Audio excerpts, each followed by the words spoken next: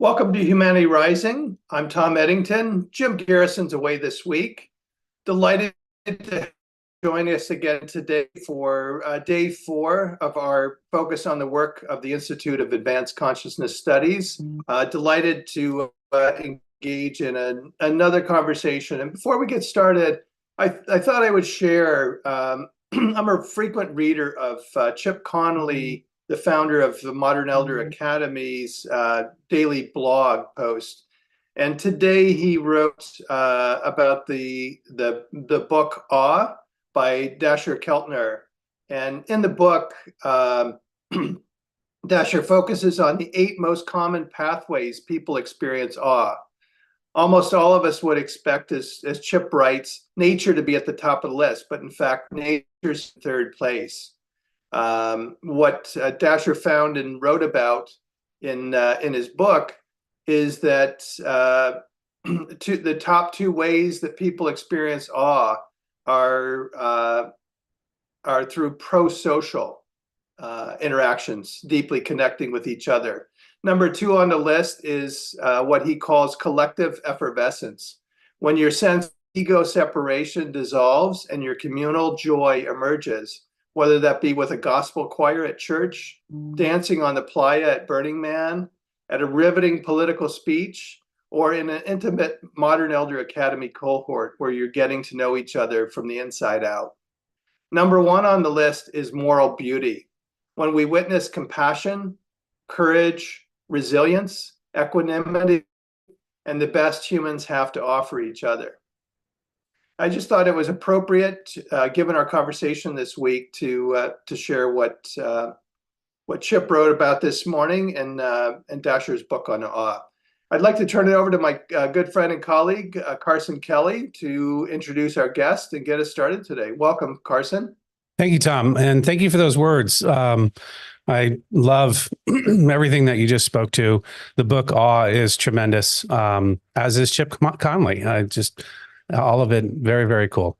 And thank you again. And I'd also like to take a moment and thank Jim Garrison and the team at Humanity Rising for inviting us onto the podcast to share our work. Appreciate the opportunity to bring forward some of my colleagues and the amazing work they're doing and in service of a more compassionate and flourishing world. Also, too, want to thank Tom as my colleague and partner in this effort. Thank you, Tom, for all of the opportunity you've provided, too, in this introduction to this fantastic community. For those of you that don't know me, my name is Carson Kelly, and I'm the founder of Compassion 2.0. Compassion 2.0 is a collection of professionals who are attempting to scale compassion through the intentional architecture of compassionate human experience that is both scientifically validated, based on scientifically validated practices and interventions, and also that can be measured. We do this through the creation of compassionate and flourishing frameworks through both product development and also organizational culture and architecture development. Community consists of organizational developers and leaders, product developers, neuroscientists, behavioral scientists, doctors, UX, UI designers, entrepreneurs, VCs, and more. And you can learn more about us at compassion2.com. This week, as Tom mentioned, we continue to take our deep dive into the brilliant work of the Institute for Advanced Consciousness Studies, IACS for short. IACS is an independent neuroscience lab in Santa Monica founded by Dr. Nico Reggente. And from their website, it's founded in 2019.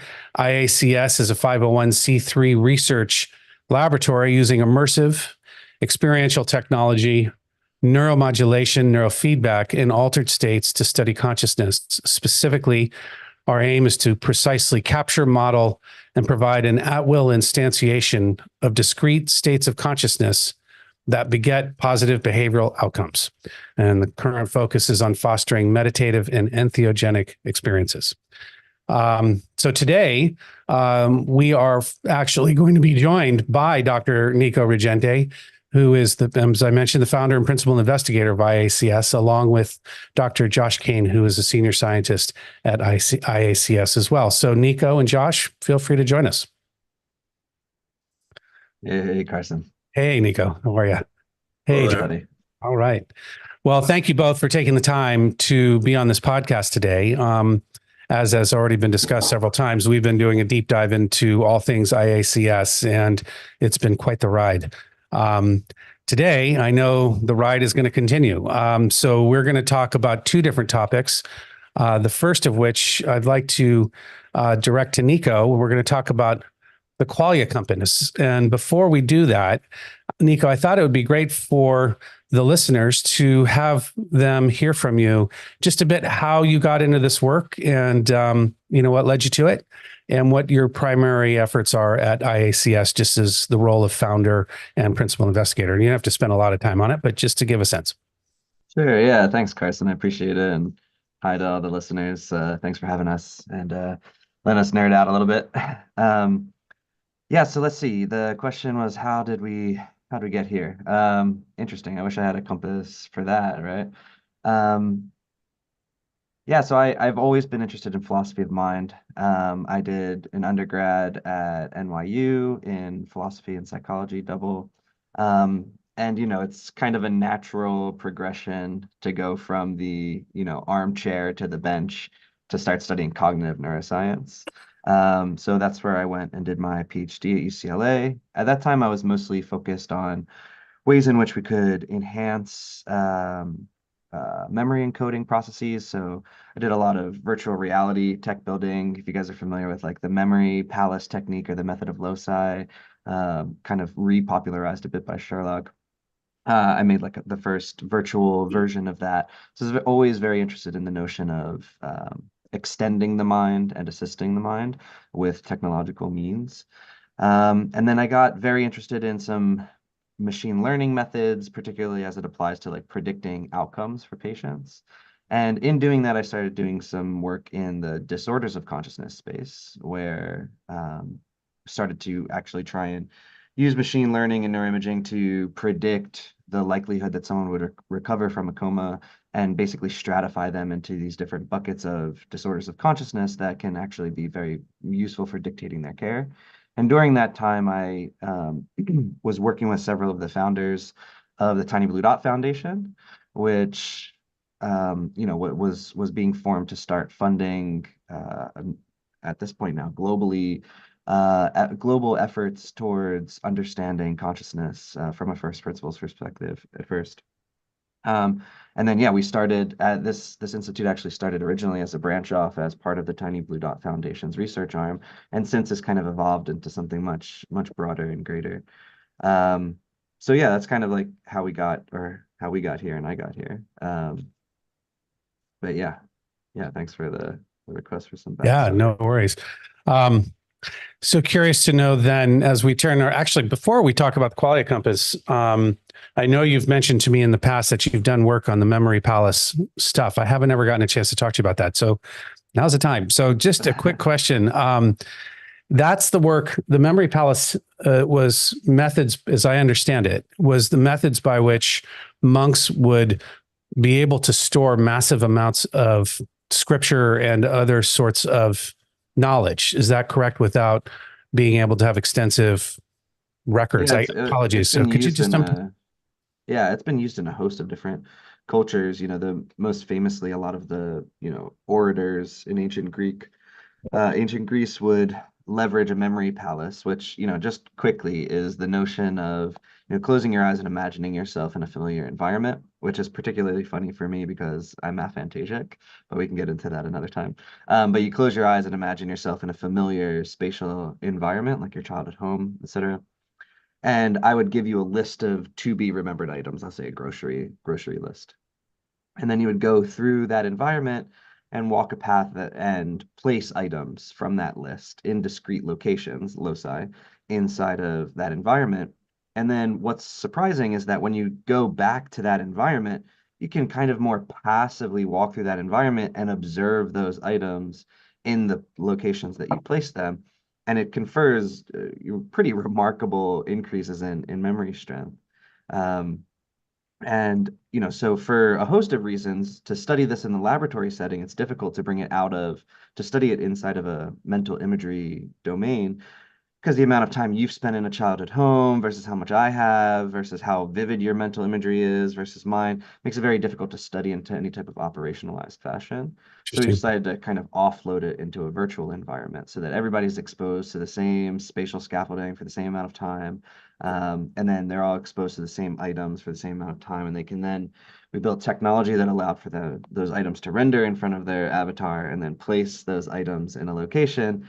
And then we were able to, test them for verbal recall and then actually test them using computer tasks to about their spatial memory for the objects in the environment. And it was really remarkable. When we did it, we were able to increase people's memory by almost 40% Wow. of recall in both the amount of items recalled, the order in which it's recalled. And it's fascinating because the group comparison was very simple. It was just we were trying to isolate the main mechanism that underlies that and underlies the efficacy here.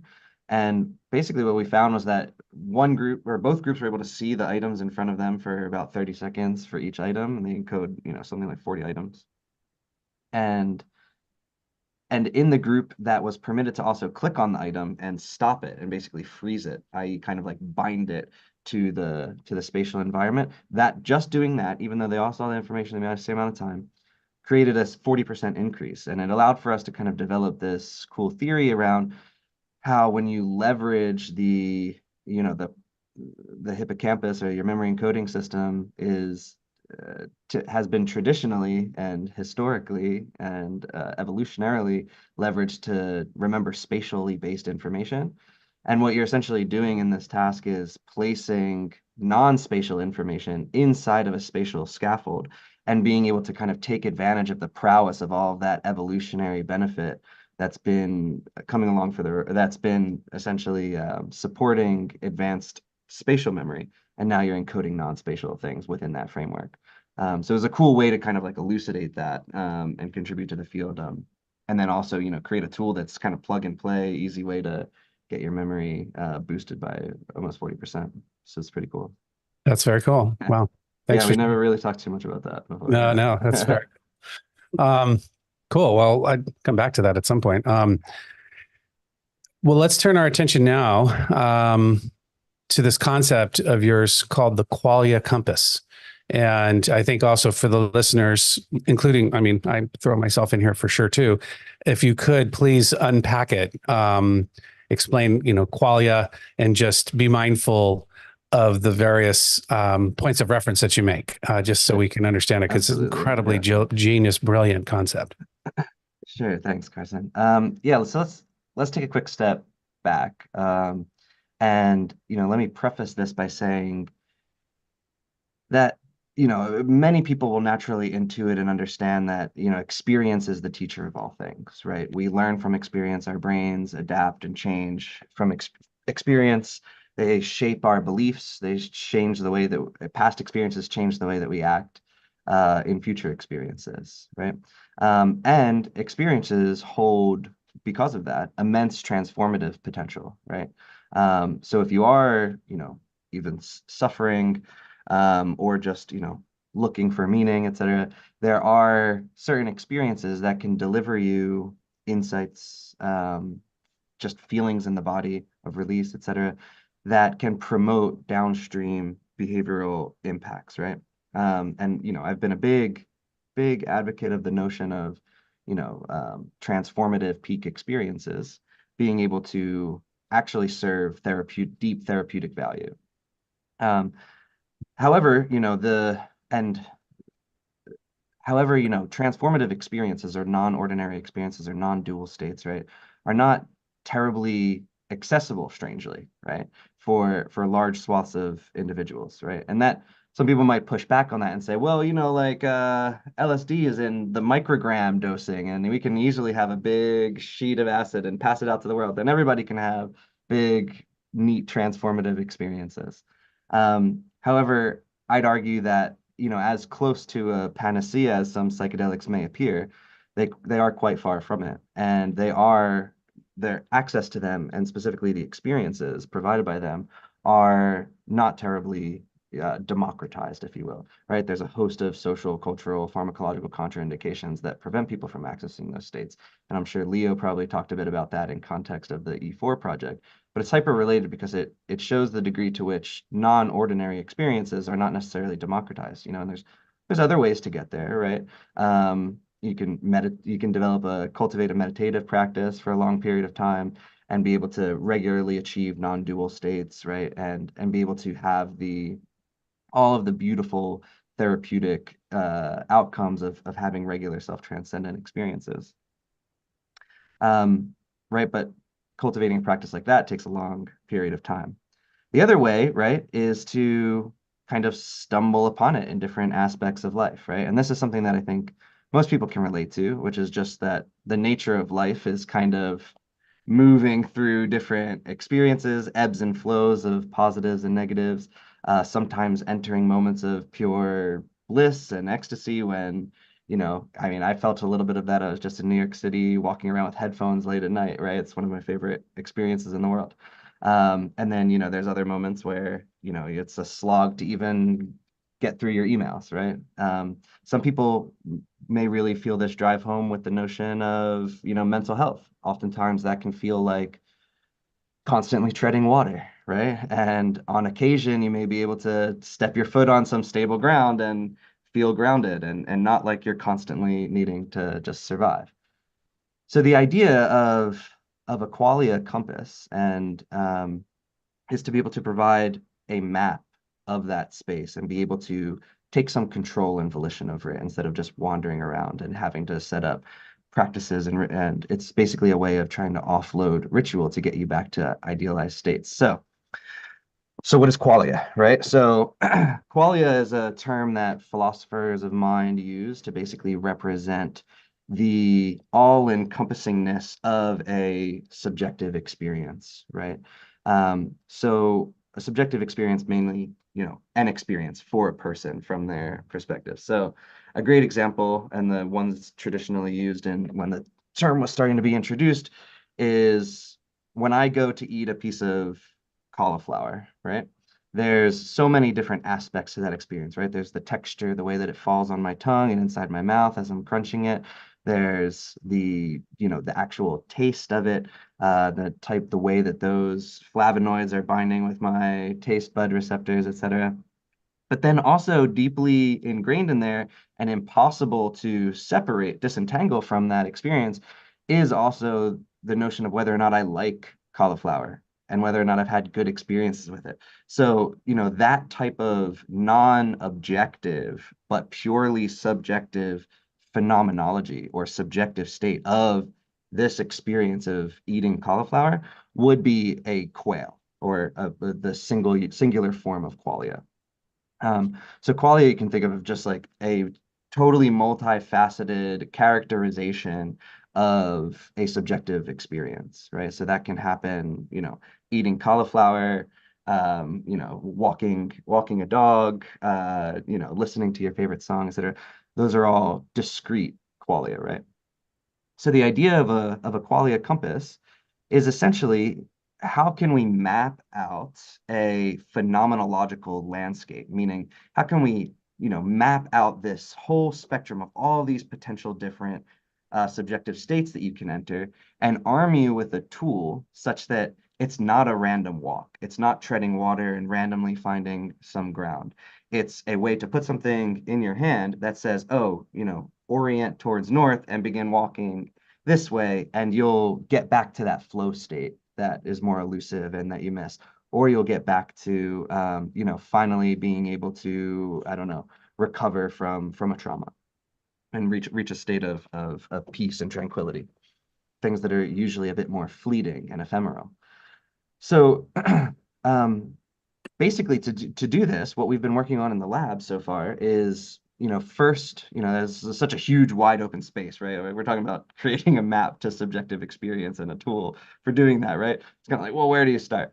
Well, we decided to start in advanced meditation practitioners who would be able to identify and have the sensitivity to report against gradations of depth along the meditative experience. So if anybody's kept a practice, they know that, when you go to sit, even if you sit for an hour in the morning, there's ebbs and flows to that experience, and only for brief momentary periods are you in what could be described as the culminative state of meditation, or what I like to say, the place where you are. That's the whole reason that you are that you are going down for a sit that day, right? Some may characterize it by non-duality, some through pure experience. But whatever your practice is, there is some intimate understanding that there are transitory moments where you're there. Not that there actually is ever any destination, but there are more culminative states than just purely practice states. So we started to work with advanced practitioners, and what we did was essentially, and this is laying the first ground for the Qualia Compass, is basically we had these experienced meditators come in to the laboratory for a couple hours a day over a course of 2 days, and they were just meditating of their own will and volition. And because, again, right, Qualia is inherently personalized, right? The notion of that experience of cauliflower, that Qualia crystal, right, multifaceted dimensional thing that it is going to have a different morphometry than Carson's or Tom's, right? Because it's the way it is to me, whether or not I like cauliflower, if I have past history with it, right? So keep that in mind, right? It has to be a personalized notion here. So with these participants that came in, these experienced meditators, we had them meditate and just do their own thing, right? Do their own practice as they are, with one instruction, which is that when they feel as though they've surfaced from a previously deeper meditative state, they report against that with a little button in their hand. That's a little clicker where they can rate between 1 and 5 the depth of their meditation since the last time that they made a report. So the deepest depth of their meditation before they feel as though they surfaced. So they can do this over the course of 2 days. And what we've been able to do is build machine learning algorithms, these deep neural nets, that are capable of distinguishing, training a model on day one data, right? So they come in multiple days, but we'll train it on day one so that it can tell the difference between a 1, a 2, a 3, a 4, and a 5, just from that individual, right? Because there's enough samples to do that. And then on the subsequent day, right, we let it predict, oh, they're currently in a 1, they're currently in a 2, 3, 4, and 5. And our classifier was actually very successful at being able to do that, something like 82% accuracy, where chance in this case would be like 20% because it's 1 out of 5, right? Because it's a scale of 1 to 5. So what we did, and what is now like the first foray into creating an actual Qualia Compass, is that we can create in real time, right, with a 33 hertz refresh rate, i.e. like one computation coming out, or 33 computations coming out every 1 second. That is basically when you have and this is all using EEG, by the way. So all the participants had an EEG on when they're meditating, and that's the data that we're using to make the classifications.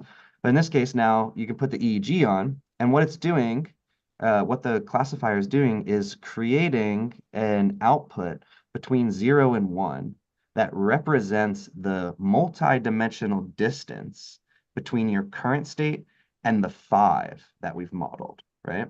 So we have all these exemplars of the 5. Now we've been able to create a model of that, and using this deep neural net and a whole host of other things, be able to project a distance, right? And then now that distance is going to naturally fluctuate.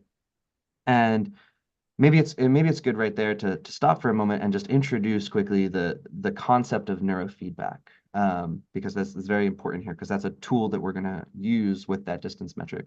So neurofeedback is very simple.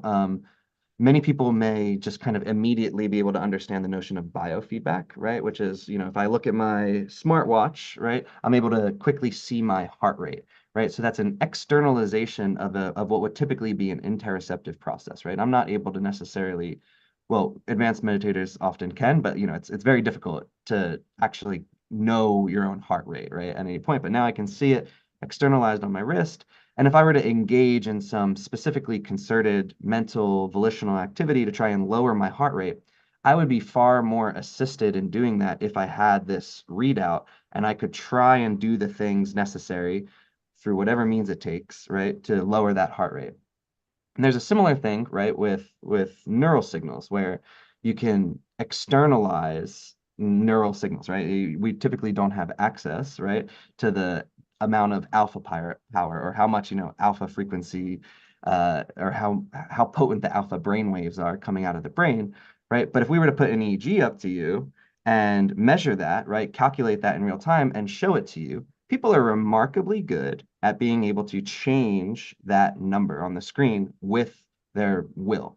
And usually, it'll just involve kind of mentally wandering around your space until you see the number get bigger or smaller. And typically what researchers will do is reinforce that behavior, right, with a reward. It's like if you want to encourage people to increase their alpha power, let's say, you can say, hey, every time you see that number go up, that's actually dollars, right? So that's something that's inherently valuable and rewarding to them, and will reinforce whatever behavior it was, even if that's unknown to them, to be able to start increasing that alpha power. So that notion is known as neurofeedback. It's been very successful in a host of different domains of helping people to, achieve pathways to get into certain states that are typically prescribed, right? So in this case, right, like if we wanted to enter a focused theta meditation, right, like a focused attention meditation, maybe you could focus on, frontal midline theta power and have people try and increase that and hope that they get into a more focused attention state. However, with what we're doing, right, this is now a far more nuanced state, right? It's not just alpha power, it's not just frontal midline theta power. It's a multivariate conglomerate of different things that represent a very hyper-specific, personalized state of consciousness for an individual. So, right, with that, now if we go back, right, if I have a cap on and I have a model that's, that ideal 5, that deep meditative state that I want to reach, and then now I have an output of the distance between my current state and that idealized state, you can then externalize that number in a host of different ways to serve as neurofeedback, right? So what we've been building is essentially ways to use that number, that evolving distance metric, right, which again is coming in at a 33 hertz refresh rate, to make changes in virtual environments, dynamic changes that are intended to help nudge you back into that state and help reinforce that state. So in the case of meditation, right, some of the work we've been doing in virtual environments is to actually create and cultivate more of like the notion of seeing things clearly, or seeing things as they really are, samatha, right? And you're sitting on the edge of a cliff, and as that number decreases, i.e. you get closer to that intended state, you begin to see the fog thin in this valley that you're overlooking, revealing the fauna underneath. The sun starts getting brighter and rising in the background. And then as you're close to that state more and more, because not only do we want to get you there, we want to keep you there, the body starts rising and you can see this more grand overlook of the scene. There's also another dynamic musical composition that we're creating to help cultivate that, so you can do it with closed eyes. That basically moves you away from more aversive stimuli towards more positive, reinforcing, musically pleasing, aesthetic musical stimuli. And essentially the idea there, right, is that now that you have this externalized way to model, right, it's this way to know if you're doing it right, right? That's one of the biggest feedbacks with meditation, right? Most all novices will be like, oh, I can't tell if I'm doing it right, right? But they can sit for an hour and kind of randomly get into these states where they feel like they're doing it, right? But then it's cultivating a way back there that's often difficult. So, I've been thinking about this a lot in terms of, like, in this tool, right? The Qualia Compass is obviously far broader in scope than just meditation. And what I'm personally passionate about is using that in a host of different ways, right? As these phenomenological souvenirs of your own peak experiences, right? So now that we've shown that we can do this in this admittedly difficult way, right, which is gradations within deep meditative experiences, right, between a 1 and 5, it stands to reason that we can do it for far grosser or more crude states of consciousness, right? So, for instance, right, a psychedelic state, or a deeply contemplative state, or a state of mind that's more conducive to eventual memory recall, right?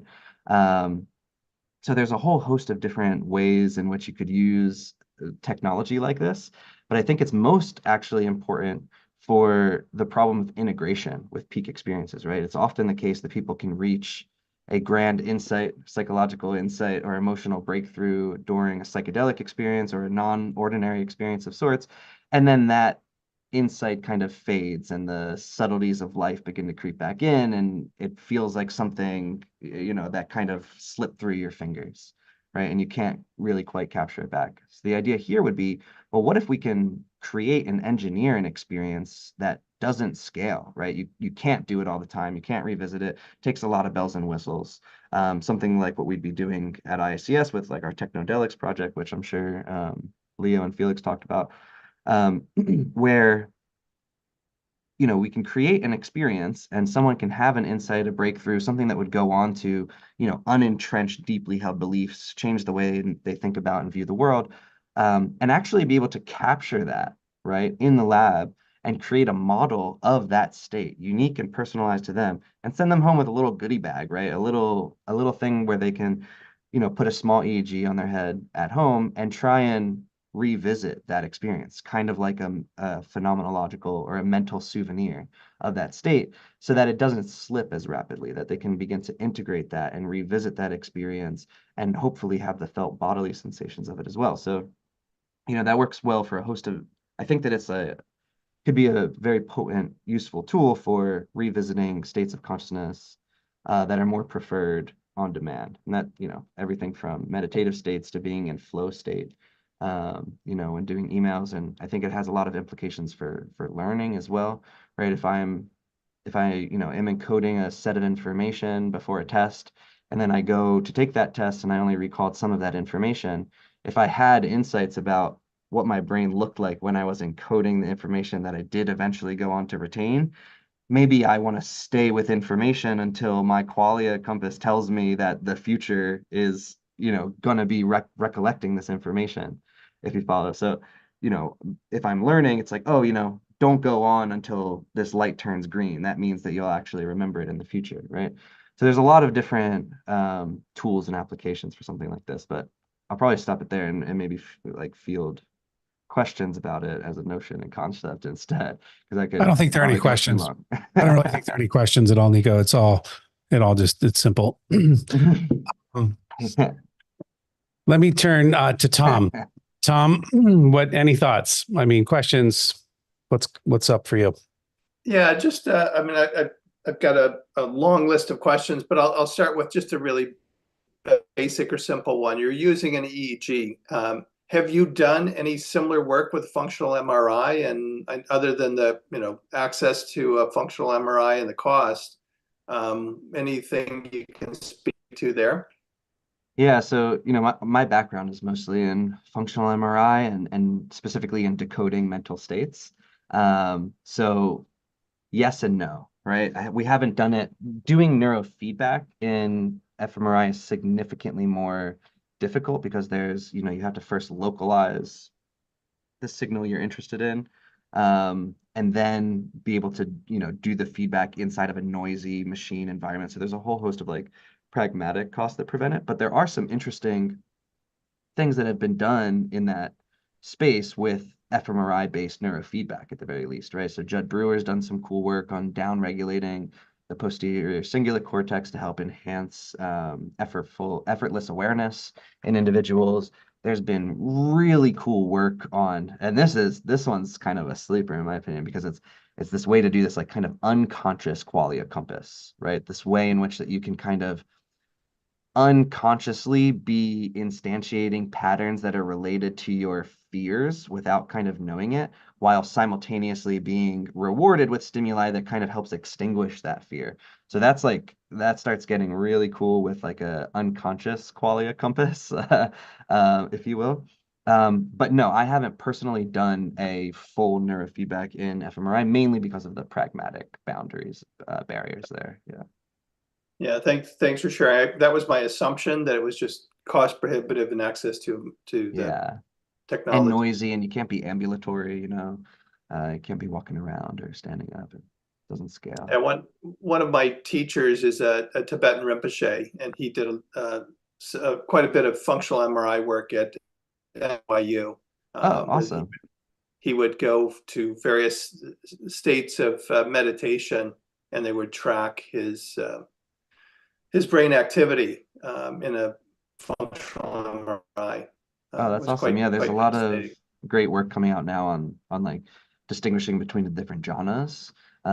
Right. So these, and that's a great example of like a Stone Age, if you will, Qualia Compass, right? Where there's this known path, right? Of go from this jhana to this jhana to this jhana. It's kind of like ritualizing it, right? Because there's a culminative destination, right? And obviously but that's actually a great example, right? Is going through these different jhanas as this, internalized qualia compass of sorts, right? Where it's a known path to move forward. Yeah. Nico, for those of us that are listening, what is a jhana?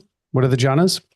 Yeah, so I'm not a like scholar in that space, but my understanding, right, is that jhanas are these discrete qualia that represent these meditative states that one can enter, specifically when engaged in a jhana practice, and they're characterized by I believe one of them is immense bliss, right? And it's like it's this essentially like a ladder, if you will, of different states that one can reliably enter and exit in succession, and it's part of an actual training to cultivate the eventual capacity to cultivate non-duality through a series of well-known characterized phenomenological stages. Yeah, there's some cool work on that now, but I need to up my chops on the Oh, full that's all, breadth of yeah, all good. understanding. No, all good.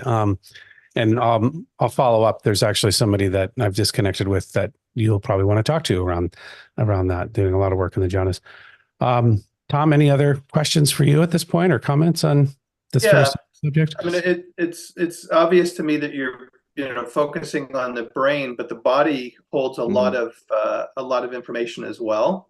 And whether you're talking about Peter Levine's work or other researchers over the decades who've looked at somatic holding of whether it's trauma or memory or experiences, and I'm wondering how you elicit that in your research, or how you're approaching a full body experience as opposed to just the skull brain.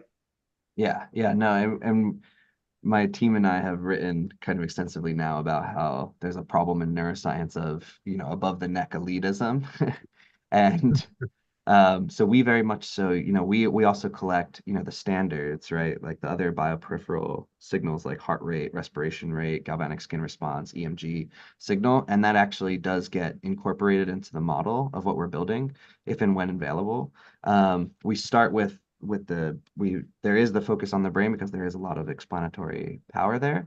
But no, yeah, very much so.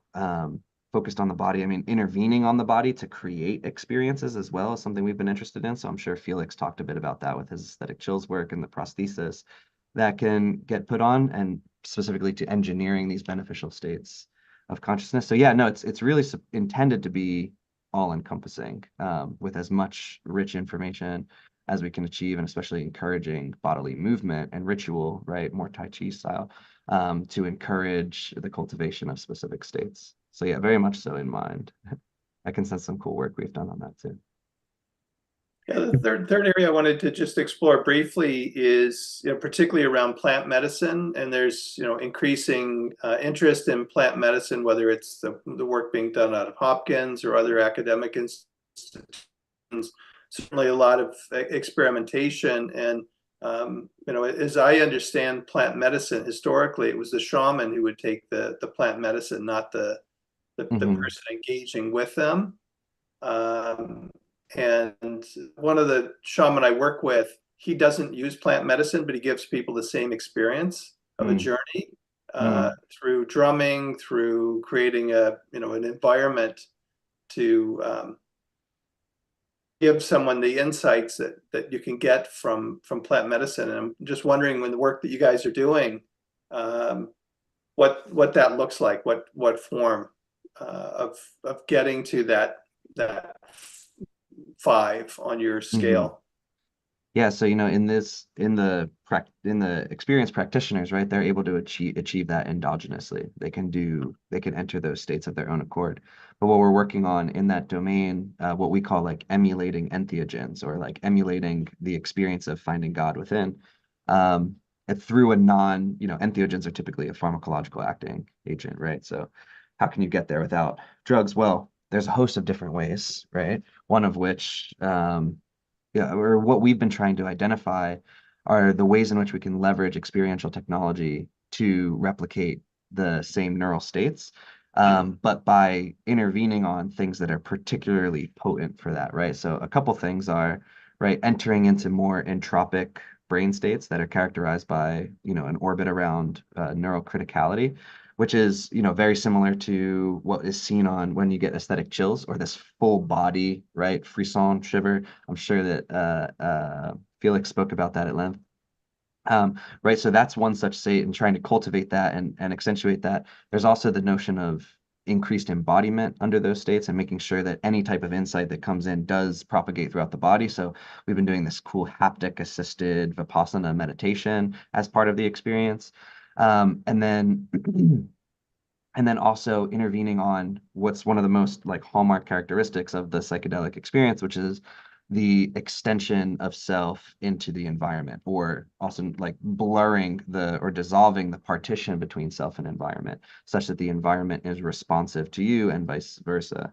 And then using that in combination with some hypnotherapy and audio-visual entrainment processes, we're able to actually start getting people into these states non-pharmacologically and intervene more specifically on the desired outcomes, right? So it's much easier to go in with intent and operationalize that in a technological setting versus a more plant-based setting. Yeah, I'll turn it over to Carson, but just from my own experience, what I've found is that when there's no plant medicine involved, it gives me a level of agency of owning the experience, and I appreciate the approach you're taking and the perspective you have around giving the participant or the practitioner that sense of agency and that sense of there was nothing that was the cause of the experience other than their own mindset. Yeah, breathwork's a great point to that as well. I've had some of the most potent psychedelic experiences on breathwork, to be honest. Yeah. Wow, very cool. Just want to be mindful of the time because we could do this probably for 3 more hours, easy. But at the same time, we have one of your colleagues, Josh, with us. So Josh, I thought we could turn our attention to you and learn a bit more. Just as I mentioned to Nico, I'd ask the same to you. Tell us a bit about how you arrived at doing this work, and then just briefly, just so we get a sense of your background and your path, and then we'll turn our attention to the work itself. So why don't we first start with just telling us about you? Yeah, so like Nico, I'm a cognitive neuroscientist, also out of UCLA, studying the nature of consciousness, among other things here.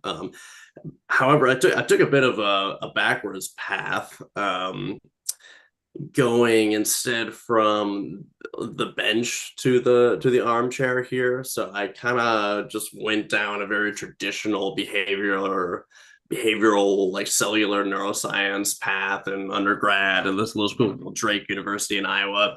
And then I increasingly became interested in the philosophy of mind and the primacy of consciousness and the importance of this field of study, right? So I became obsessed with it, and this became kind of the point in my life. And so going into grad school, I was faced with how do I marry these two things in a way that someone's going to accept me to go into their lab, right? Because I haven't formally studied this at all, right? And the perfect marriage that I found was at UCLA under Martin Monti. Nice.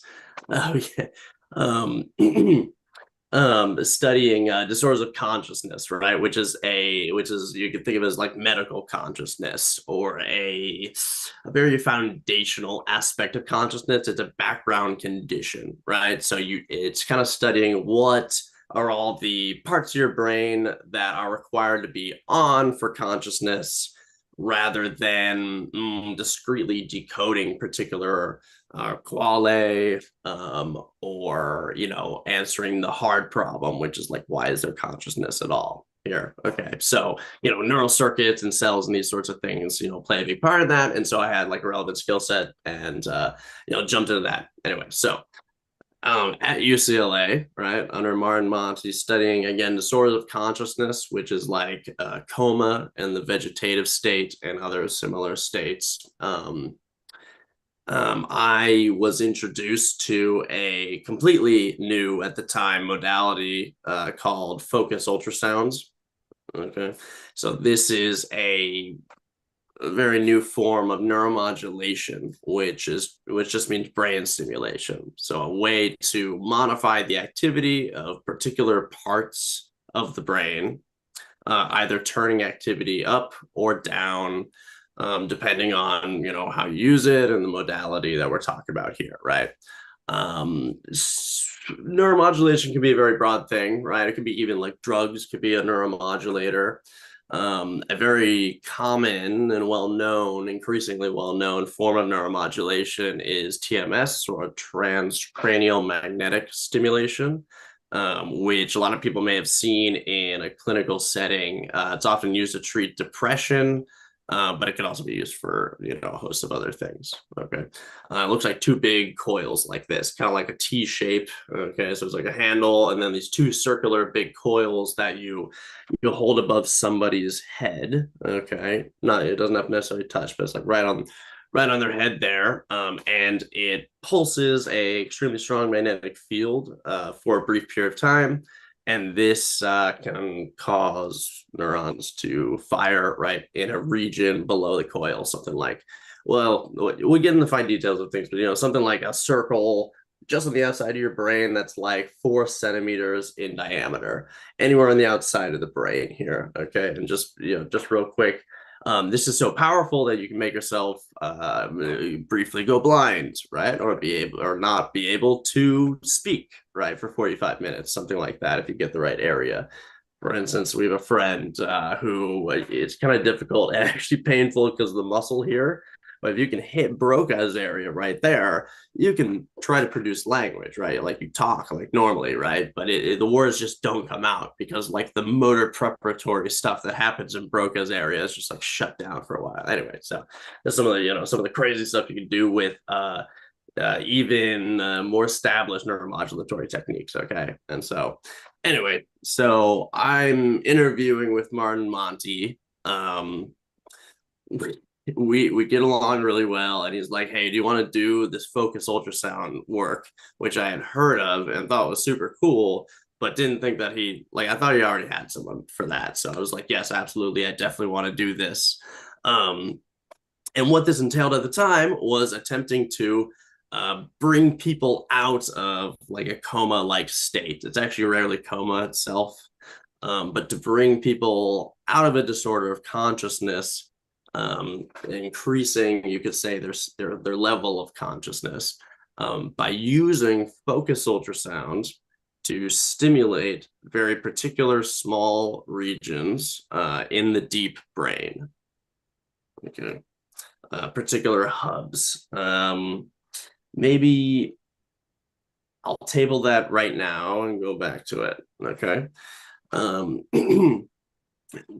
I'll just briefly say that, you know, we did a number of clinical trials, and the first one was the first clinical trial ever using this technology, right? So this is like extremely new at the time. I had to like 3D print things to make it work and throw things together. A lot of the methods that are used today were developed by me and colleagues that I communicated with, just the other, you know, like small handful of people working on this at the time.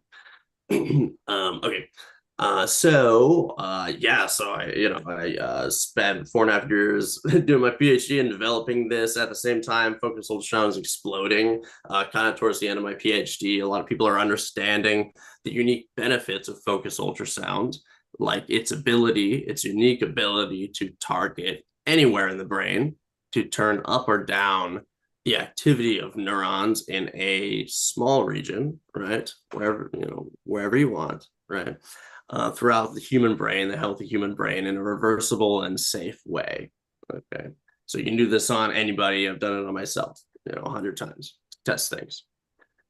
So following my PhD, I took the knowledge of these methods and the methods that I uniquely developed to IACS with Nico to try to finally apply it to what I think of as really consciousness, right? Which is subjective experience, or qualia here, okay?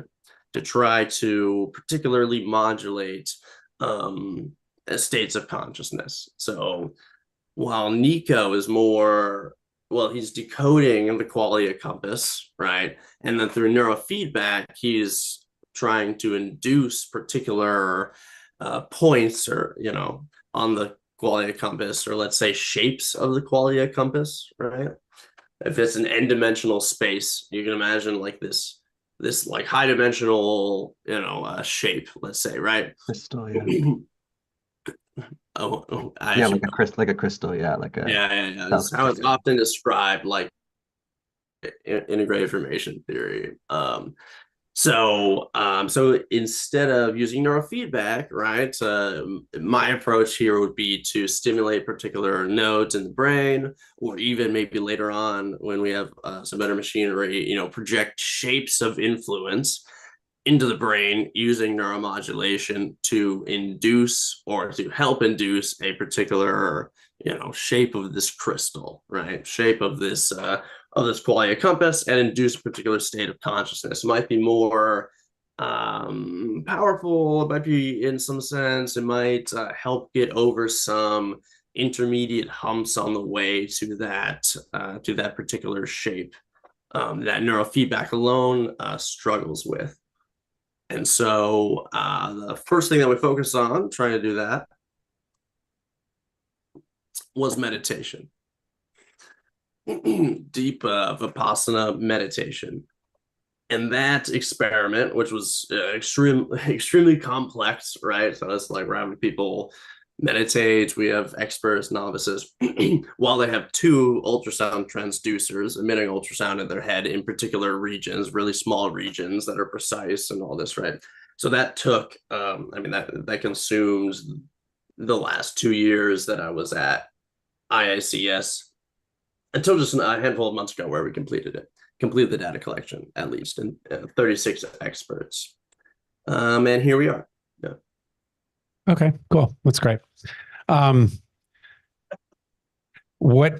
us more. I mean, so you did these things. What happened? I mean, I know that you're, I know there's a larger process. You just said that you just collected the data, that there's, I'm sure, a lot more downstream that needs to be done, but just anecdotally, I mean, what are you guys seeing? Yeah. So something that I thought I'd introduce the whole chain, and then we can zero in. There's a lot more in all of those little parts. Yeah, sure, of course. I'd like to go more into maybe my DOC work too. So yeah, it's okay. So anecdotally is fascinating. Actually, let's see.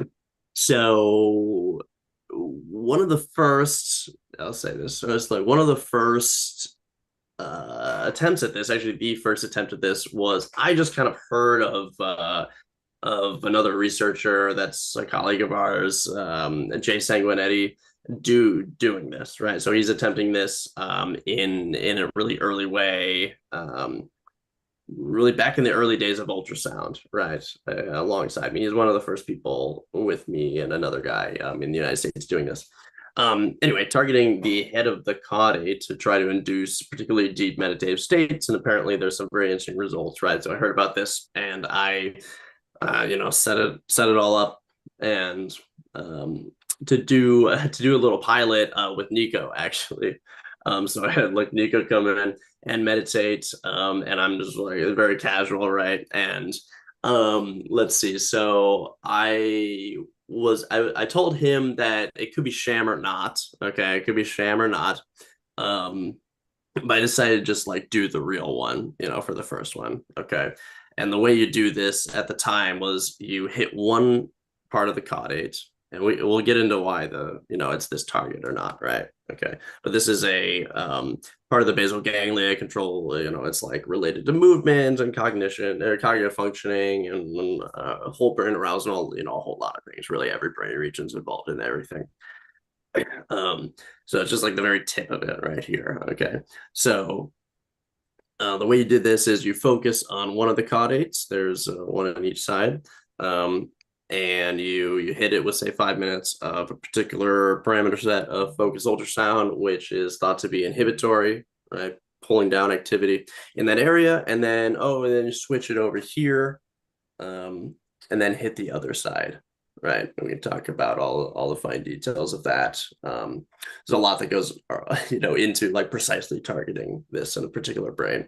But anyway, so my plan was to go 5 minutes, 5 minutes, 5 minutes, 5 minutes, 5 minutes, kind of until something interesting happened, or until I hit like about 3 passes, right? So I'm like, okay, did one.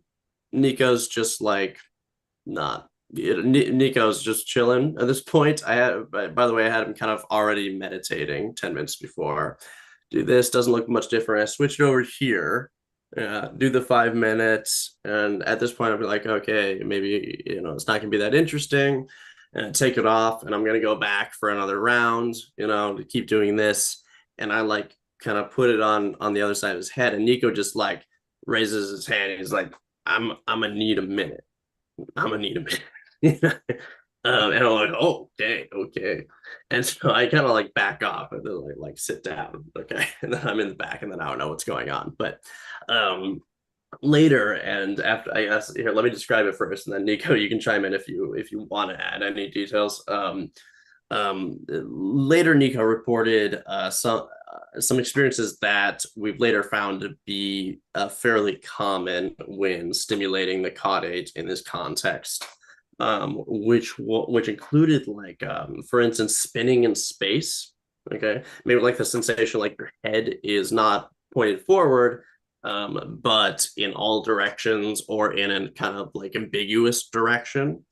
Along with some aspects, of experience that don't perfectly mirror a deep meditative state, but resemble many aspects of it. Okay, like we'll get into why, but it's like something that we're trying to induce is maybe like a loss of motivation and a loss of inner thoughts. Okay, and people that, for instance, real quick, people that have damage to the caudate bilaterally, they kind of experience this, like a lack of inner thoughts. They go quiet in the mind, and they're kind of like without, they have a reduced will and a drive, right? Which kind of mirrors some aspects of deep meditation. And I believe Nico experienced some things similar to that. But actually, Nico, do you remember anything more than that? Because I just remember the head spinning.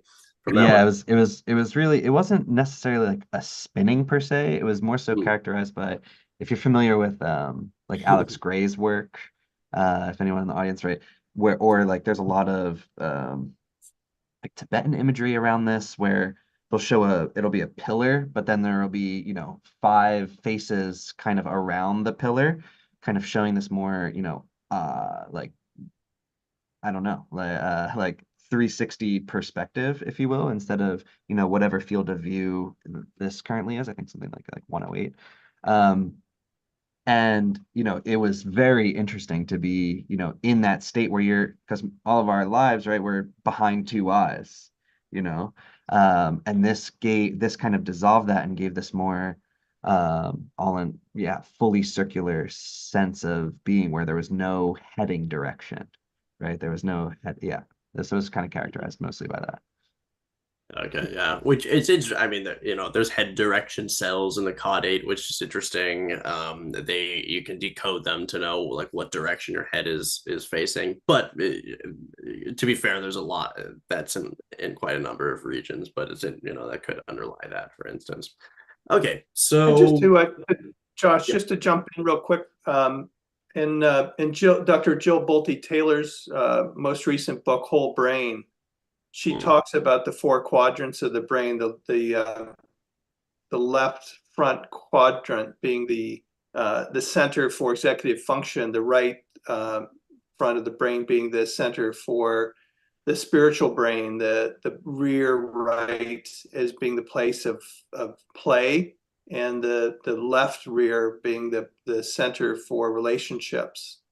And in her book Whole Brain, she talks about the way the human brain works across those four quadrants. And I'm just wondering if, Nico, your experience in any way is speaking to her understanding of the four quadrants of the brain. Yeah, I gotta say, I'm not terribly versed in that language to translate and to show her whether or not we're talking about the same thing. But I can read up a bit on that and get back to you. It sounds very interesting. I'm not familiar with that characterization. I would say that characterization is it's certainly an oversimplification of things. Not that it has no value, right? Because you absolutely need to simplify neuroscience in order to understand it when you're just starting, right? Like I said earlier, well, people always ask me, someone did yesterday, like, oh, what's the a region of the brain that does this or does that, right? It's like, it's really not that simple. There's not a discrete region that, for everything. And on the flip side, every region doesn't do one thing, right? It's kind of like all these things coordinating here. The whole like left brain, right brain thing, there's lateralization, in regions. And this is important, but kind of the way it's understood in a pop psychology way is not really true. Just FYI. But that, I can't say much about that particular book either. What do you think, Carson? So I could get more into, there's more anecdotal stuff from the actual experiment. Oh, I can't hear Carson, but sorry about that. Yeah. Please, Josh, tell us more anecdotally about what you experienced.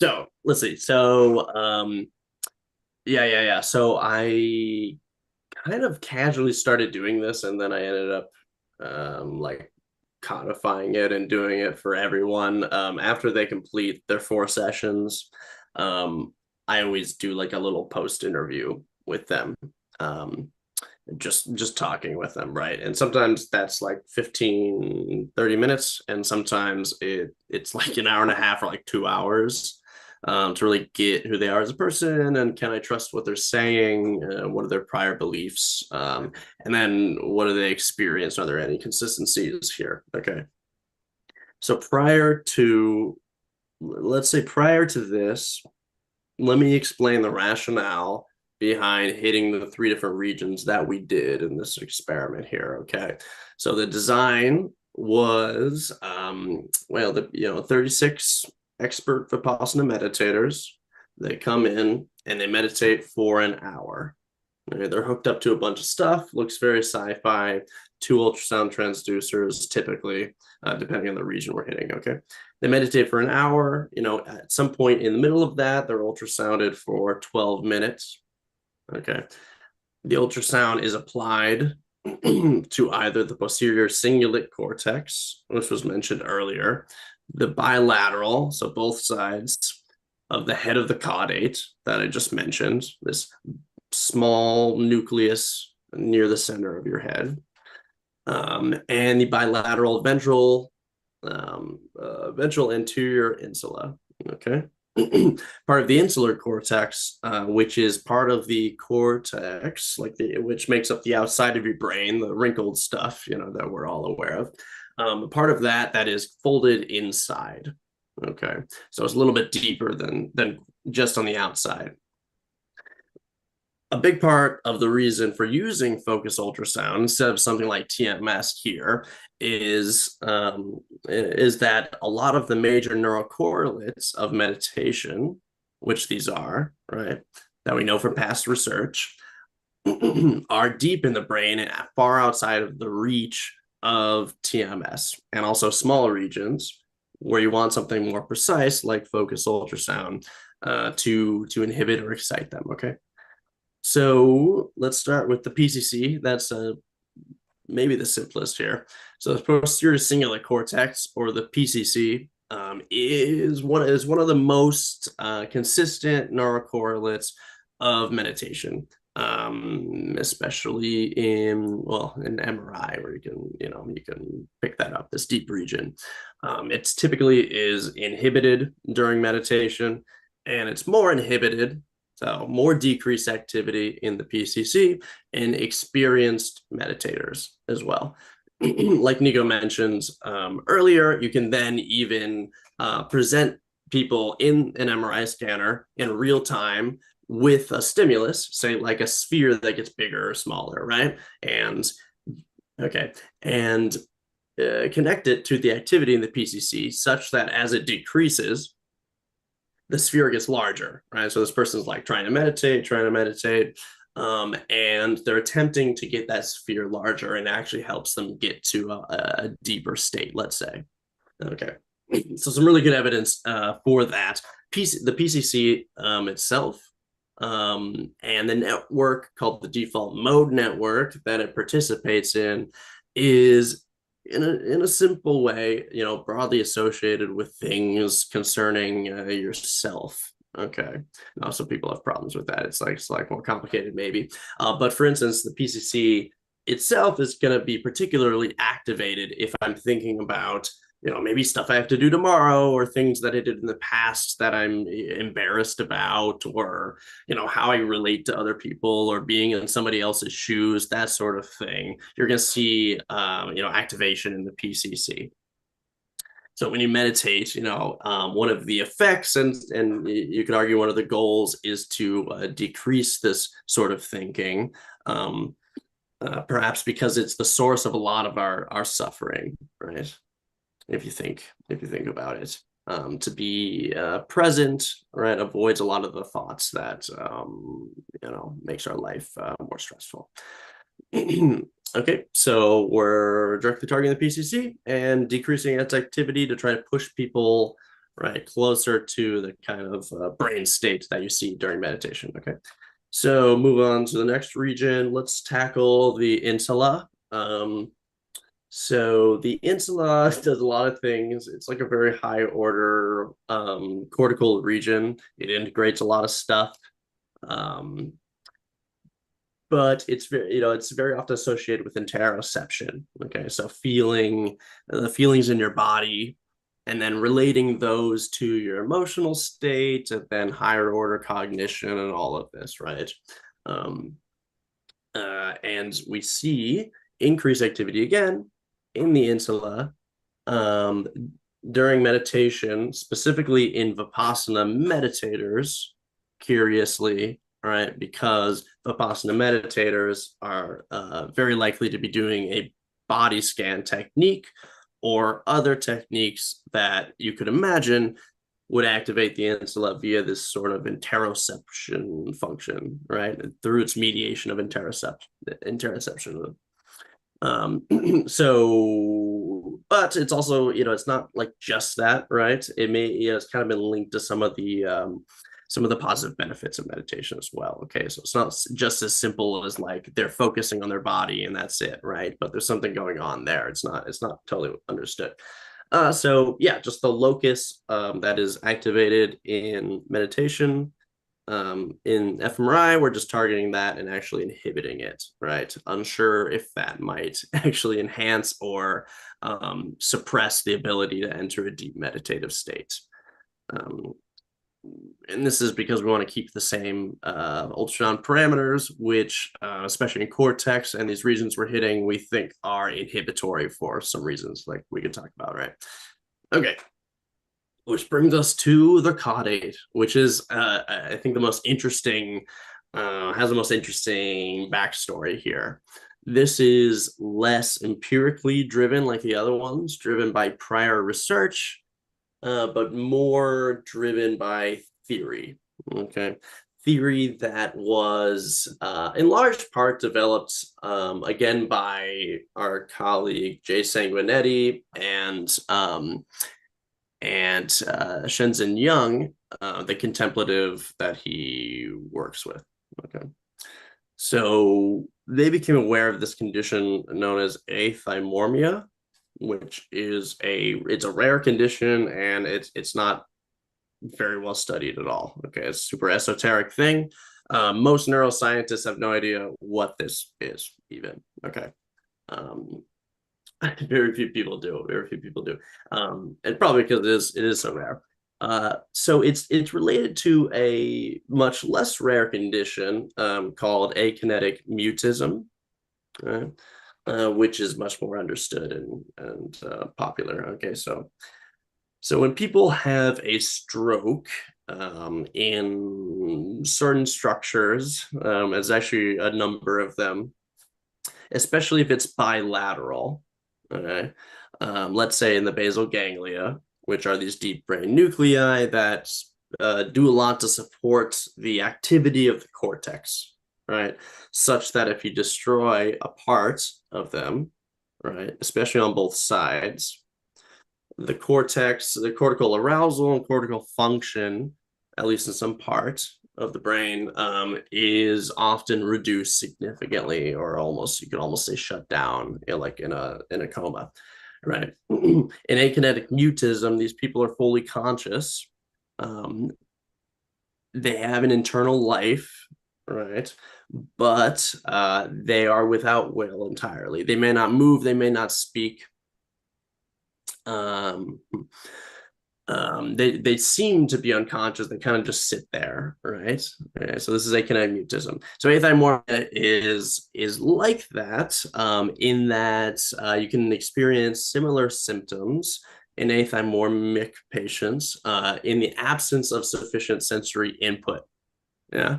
So say they're if they're just kind of just sitting there and they don't have anything particularly important to do, they're not in an exciting environment, no one's like getting them up and say, hey, let's go, they're not in the middle of a conversation, they can shift into this akinetic mutism like state and just sit there and do nothing. Okay. And yeah. In the presence of sensory stimuli, though, however, they're like totally normal, which is incredible. Okay, so they're totally normal. You can have them take an IQ test, totally normal IQ. They have, hardly at all or not at all reduced cognitive functioning. Okay, so you just meet these people. I've met a woman recently with this, actually, interestingly enough, and she appears totally normal. So, for instance, there's like a professor that has this, that he'll give an entire presentation and then totally like do fantastic, sit down and then just like do nothing, right? Do nothing for 2 hours, unless like one of his assistants comes up and grabs him, is like, hey, let's go to your office and over here. Okay, and then they kind of like wake up, they exceed some computational threshold here, some arousal threshold, where they can then go and do things, okay, and be normal again. Okay. So the way that this resembles meditation, is connected with meditation, is that these individuals often present with increased resilience to pain and suffering. Okay, and this reduced motivation, of course, as well as reduced inner thoughts, for instance. So they do have inner thoughts, but more rare and short, right? Okay, so at least like somewhat superficially, this does resemble some of the effects of deep meditation, or what it's like to be in a deep meditative state. The best example of this is there's one more story about this. It was like a woman with athymorphia who was on a beach with her parents, and they left to go get something, and they were gone longer than they anticipated for whatever reason, and she's just sitting there on the beach, definitely in her kind of akinetic mutism like state, right? Which, who could tell? And she's laying under the shade of the umbrella, but then they're gone so long that the sun moves, and so she's exposed to the sun, right? And she just sat there, and let herself get third-degree burns over her entire body, right? Yeah, for hours. So later on, when asked about this, they're like, why didn't you move? Right. Well, I didn't feel like I wanted to, right? I didn't have motivation. I didn't want to get up and move. I didn't feel a need. Well, wasn't it painful? Right. Yes, it was painful, right? But there's no suffering associated with it. Yeah. So I feel the primary sensation of pain, but because I don't feel the need to move, because I don't have a motivation to move, I feel no suffering, right? So maybe suffering is a number of things. It's not just the primary sensation of pain. It's not equivalent to pain, right? But requires this this need to change the situation is an interesting conclusion there. So this really, I think this really illustrates some of the, if superficial, but still powerful analogies of this disorder to some of the effects of particular contemplative practices and deep meditation in this case. So the idea is, if we can inhibit temporarily the bilateral caudate, maybe we can induce a kind of athymormic-like state for a period that will help individuals enter, the ideal or the goal meditative state that they're after. Okay, so that's the whole backstory of all of that. Anyone cut in whenever, but I'll tell you, because the data is not fully analyzed, but I can tell you what it is. I'll tell you some of the anecdotal stuff, which so you need that whole backstory to make sense of.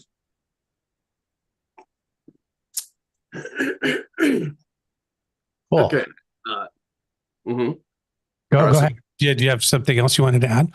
I was going to just answer some of these questions. Sure. So let's see. So before we jump into that, as we're reading, Tom, anything for you? That's a fascinating story. And the whole notion of experiencing the pain, but yet the lack of motivation to not move from the pain, and the concept of suffering and the perpetuity of suffering in time. It's very, very interesting. Anyway, sorry for those rambly words. Tom, anything for you in all of this discussion? Yeah, I mean, where my brain goes is just the evolution of the human species, and we talked about it a little bit yesterday. Just as the human species has evolved and we've become increasingly more and more disconnected from our body and from each other. The work that you guys are doing very much is reintroducing the human being to all that we are. And it's fascinating work. And it's unfortunate that, we've reached this state as a species where we need technology to function in the world, but that's where we are. Yeah. Nico, any thoughts for you on this? Yeah, I mean, to that point, Tom, yeah, I totally agree. And that point's never lost on me. I think it is important to meet people where they are, right? And be able to help deliver these experiences that may have been far more easy to cultivate as part of, just natural social, cultural experiences and ritual, etc. We've been so divorced and removed from nature, even that, even modern science, I had a review the other day that was like, oh, you need to have a citation for the fact that nature is a natural anxiolytic. I was like, do I really? What about just being a human on the planet? Okay. But it was kind of this interesting thing where it's just oh, well, I need a citation for this, really? I get it, I get it. But it's so your point's not lost. But I think that, a lot of these tools, right? And this is a backdrop for a lot of the work, even the Qualia Compass. The goal of these tools is to design them for their own eventual obsolescence, right? We want them to only be training wheels, right? We want you to be able to still ride your bike up to the top of the mountain, get that nice view, and cultivate that inner discipline, right? To get back up there of your own accord and take the training wheels off, right? So it's this, this notion of kind of, Matthew Saquette, one of our collaborators, says it very well when he says, we're in this era of trying to bring, deep meditative states out of the monastery and into the mainstream, because arguably they used to be far more mainstream, right? And now we've gotten a bit divorced from it. So yeah, it's a fascinating field, but you have to keep that perspective, I think, of these are training wheels designed for their own eventual obsolescence. So. Nico, I want to just jump in on something that you just said there that I thought was very interesting, because I thought you were going to take it a different direction. So when you're talking about meditative states in the monastery and you're saying that it was more mainstream, I would think inverse, that would be the case, that it wouldn't be as mainstream because precisely these things were just in the monastery. But could you unpack that for me? I'm curious. Yeah, I guess what I was trying to say, and that's just an intuition, right? I think that more, if you look at more indigenous cultures, right, there's a far more intimate dance with the mystical, right? Sure. Right, there's an acknowledgement of it, there's a whole different vocabulary and terminology, and it's kind of baked in, right? Everything from drumming circles to Native American rituals, etc. Like and specific vision quests, right? If you look at like the story of Black Elk, right? Sure. So fascinating. Or you look at Yogananda, right? These are like super mystical, non-ordinary experiences that are just like, oh yeah, like what's next? So I guess maybe I spoke more anecdotally from a place of just my own belief. But I do think as though that we can't come from a time that was actually more engrossed in mysticism, or like mystical experiences at the very least, and non-ordinary states. So that's where I was kind of going with that. I do Yeah, think that deep meditative states have been kind of reserved for monastic lifestyles. But yeah, sorry. Yeah, no, I didn't mean to cut you off. I really understand what you're suggesting now, and would agree. It almost feels like at some level, I mean, not to parse the Western experience in so much detail per se, and dive into a whole nother hour and a half when we have roughly 8 minutes left. But this notion that what it feels like to me is this synthesis. There's the saying or the prophecy of when the iron eagle flies, the Dharma goes west, right? Mm, And it's that idea when the airplane, I'm assuming when the airplane starts to become prevalent, that the inverse energetic, if you will, Dharma being a very broad statement and representing in my mind in this characterization, very, very, very broad, not necessarily Buddhist Dharma per se, but just general different approaches, so to speak, that were different than what the West has, I think, broadly had as part of our culture in the Western frame. I'm not sure if I'm making any sort of sense, but it feels to me that what's happening, particularly with the work that you and the lab have been doing, is to introduce kind of that next level, so to speak, of this hybridization of maybe a traditional Western frame combined with a traditional Eastern frame, but in some sort of alchemy that comes into something else entirely new.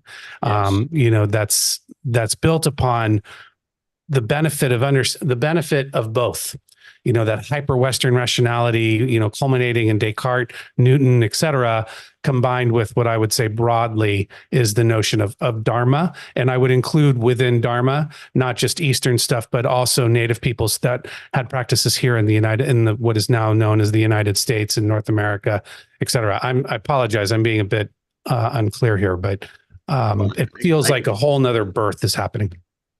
Yeah, I completely agree with you, Carson. I mean, I think that's a good perspective, right?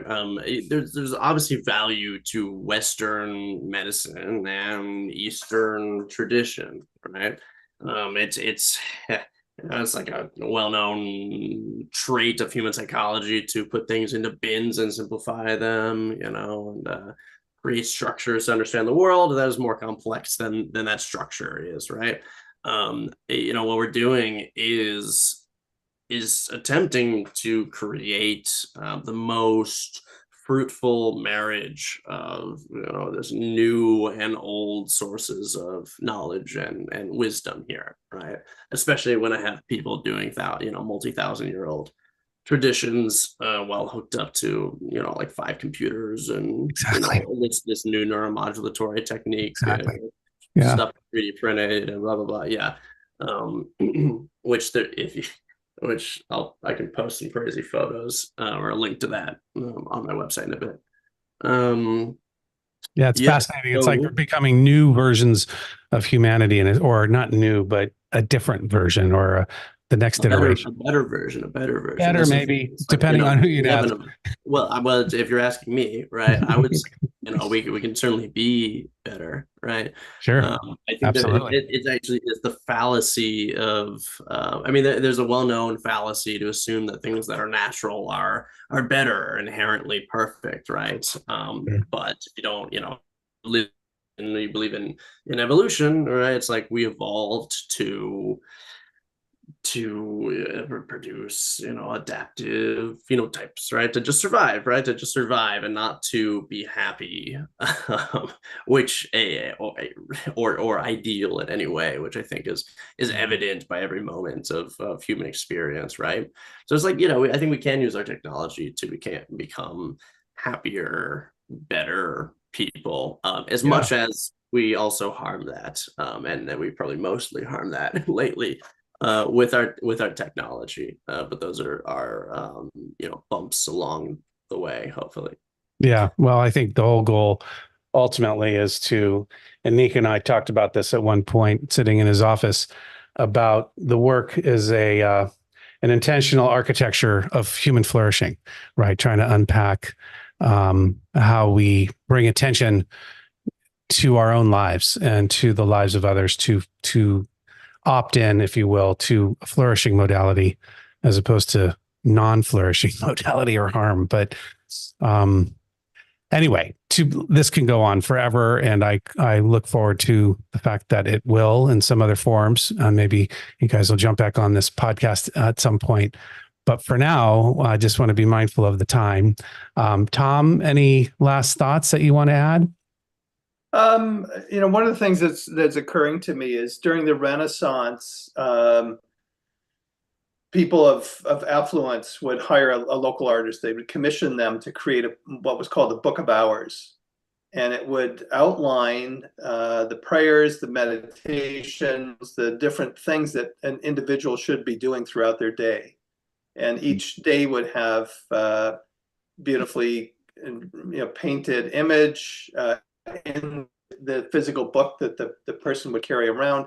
And throughout the day, at different times in the morning and the evening, there were prescribed practices that they were to engage in. And I'm sitting here in 2024 thinking about several hundred years ago, the way that a person of a certain status in society would structure their day. And what I'm hearing in part in this conversation is just using contemporary technology. There's a way to have prompts, to have tools for each of us to be reminded of what it means to be human, and how we could engage that throughout our day through various practices. That's awesome. That's really very, very cool. Well, great. Like I said, there's a whole nother podcast that you just started right there, for another time. So I'll just again turn our attention. I want to thank both of you, Nico and Josh, for your time to be here with us in explaining and exploring your brilliant work. Again, I personally believe that the work that IACS is doing is very contributive to humanity broadly, and will be ultimately something that'll far outlast all of our current incarnations, and bring benefit to many others.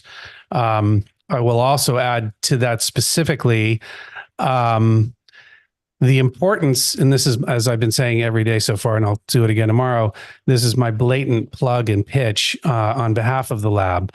The importance of independent science in terms of what labs like IACS are doing, particularly just because it's near and dear to my heart around consciousness exploration and so forth, is critical. And there's a fair amount of, as an independent lab, they operate within an academic environment. Of course, they're producing, and they have many, many papers that they're presenting to the world and the work that they're doing. And yet at the same time, as an independent lab, they don't have all of the benefits of an academic funding framework. And yet in some of the funding that they receive is very restricted. To that point, I'm part of this effort to build a community supported frame for the lab to receive funds that they can just simply use the funds as they desire to pursue the science at will. and not to be in the constant restrictions of frameworks that other funders have put onto them through the funding itself. So I would encourage everyone who's listening to this particular podcast, if you're in a position to be able to support the work that's happening at IACS, not just for the short term, but for the benefit of many in the future, please take a moment and go to their website at advancedconsciousness.org, where you will see an opportunity to make a donation. And ideally, you would be able to do this. Ideally, you'd even be able to do this as a subscriber. There's going to be some things that we're going to be working on and bringing to the public around subscription benefits. That'll be coming. But in the short term, again, just supporting this work is just so incredibly important to do so. So please do. That being said, we're going to be revisiting IACS tomorrow one more time with Nico and possibly others. And we're going to be talking about what I just babbled on around the importance of independent science, but we're going to go into it a little more deeper. And then we're also going to be discussing some of the future work that they have on deck, specifically the pineal gland research that's being envisioned, which looks really cool. So thank you again. Thank you, Jim. Thank you for the team at Humanity Rising. Again, thank you, Josh and Nico and Tom, and look forward to continuing this conversation tomorrow. Take care, everyone. Thanks, guys. Thanks, everyone. Thanks, guys. Bye. Bye-bye. Bye.